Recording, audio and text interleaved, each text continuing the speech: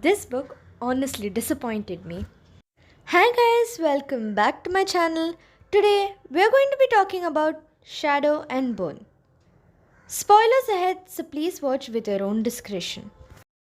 This book was written by Lee Bardugo, who you may remember from my Six of Crows review. It has also been adapted into a Netflix show, Shadow and Bone, and it has been mixed with the Six of Crows, so there is a little bit of overlap here. As a Six of Crows fan, I had great expectations about it. There is so much hype around this book that I was really very excited to read it and get my hands on it. But when I finally did, I found that it wasn't really up to my standards and I didn't like it. Let me explain to you why. But first, let me tell you the general plot summary. The plot follows Alina Starkov, an army cartographer who secretly has superpowers.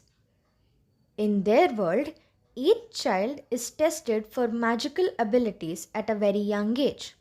However, to prevent being separated from her best friend, Malian Oritsev, she hides her powers and manages to do so successfully until one day they both are in imminent danger. To save Mal, she has no other choice but to use her powers, which unknowingly burst out of her. Since it was prophesied that she would save the entire country, she is taken in and trained by the Darkling, who is the villain of the story. In a very shocking plot twist that nobody could have predicted, the Darkling betrays her and it turns out that he just wanted to use her for her powers. He has also been blocking communication with Mal. At last, they end up running away with each other. Now that I've detailed the plot for you, let me explain why it just doesn't work for me. Number 1, the world building. The world building is too little. Now, I'm not saying that an author needs to give pages and pages of descriptions of the surroundings of them, but I just feel like a little more detail could have colored the world better for me. Next, we have the character development.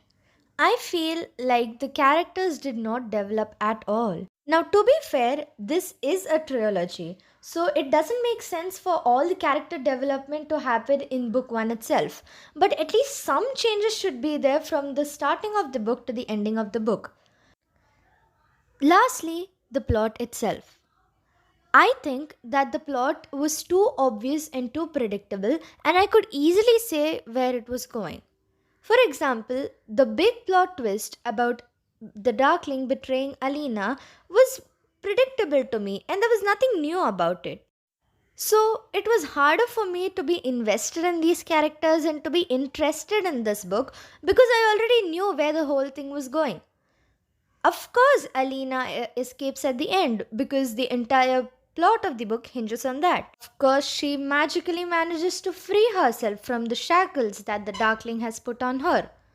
Of course, she runs away and escapes with Mal at the end because Mal was the one true love of her life, not the Darkling.